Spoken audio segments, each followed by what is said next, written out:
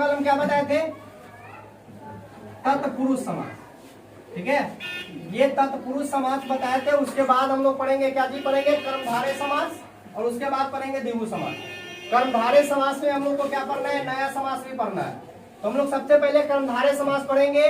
कहता है यह समास जो है रचना की दृष्टि से, अगर ये ना याद रहे तो कोई बात नहीं है, सीधा याद रखेंगे कि इस कर्मधारय समास में दूसरा पद जो होता है, दूसरे पद की प्रधानता होती है, लेकिन इसमें प्रथम पद विशेषण होता है तथा दूसरा पद विशेष। अब बात यहाँ आती है कि विशेषण क्या है, विशेष क्या है। गौर से समझना कि यहाँ पे बात आती है कि फिर विशेषण क्या है, विशेष क्या है, फिर उपमावाचक क्या है। ये तीन शब्द आ रहा है इसमें, ठीक है, गौर से समझना।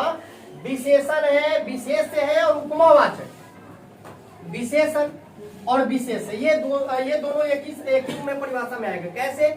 तो जो संज्ञा या सर्वनाम की विशेषता को बतलाता है उसे क्या बोलते हैं? विशेषण बोलते हैं।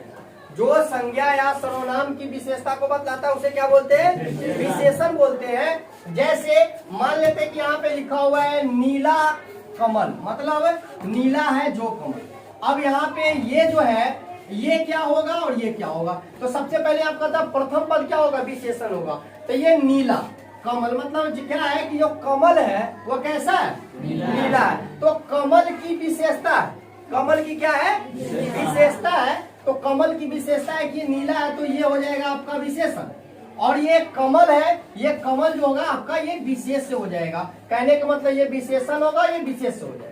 तो कहने का मतलब नीला है जो कमल, ये आगे हम लोग पढ़ेंगे तो फिर ये अपना अर्थ अलग करेगा, उस समय कोई मतलब नहीं। अभी फिलहाल हमें यही पढ़ना है।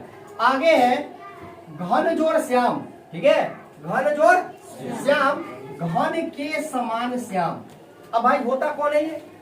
इसमें उपमा दिया जा रहा है। उपमा तो जान रहे हो ना, उपमा दिया जा रहा है कि वो पढ़ेंगे कुछ और, बात निकलेगा कुछ और, ठीक है। जैसे घन जोड़ श्याम, घन के समान, ये समान जो कह रहा है घन के समान, यही उपमा है।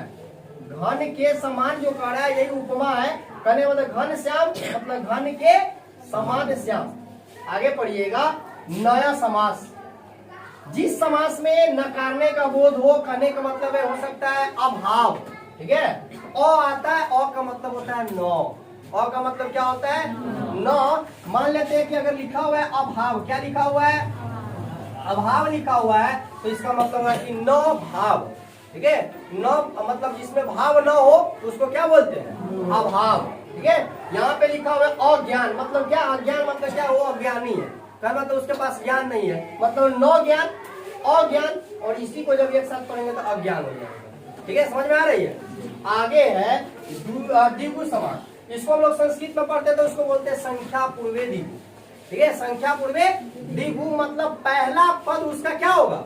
संख्यावाचक होगा। ये द्विगु समास में पहला पद जो होगा क्या होगा? संख्यावाचक होगा। लेकिन हमने यहाँ पे लिखा है संख्यावाचक विशेषण के साथ, संख्यावाचक विशेषण के साथ किसी शब्द का जो समास है वो उसे द्विगु समास कहते हैं। संख्यावाचक विशेषण का मतलब ही होता है कि जिसका पहला पद मतलब संख्यावाचक होना चाहिए। जैसे त्रि, त्रि मतलब क्या होता है? त्रि मतलब तीन, पंच मतलब पांच, मतलब त्रि मतलब तीन, पंच मतलब पांच, त्रिभुवन तीन भुवन, पंचपात मतलब पंचपात। ये रहा आपका कौन समास? द्विगु समास, नया समास और कर्मधारय समास। किसी को दिक्कत है तो पूछ सकते हो, ये तीनों समास में कहीं भी कुछ पूछना है तो पूछो। कोई दिक्कत है? नहीं। कोई दिक्कत है? नहीं।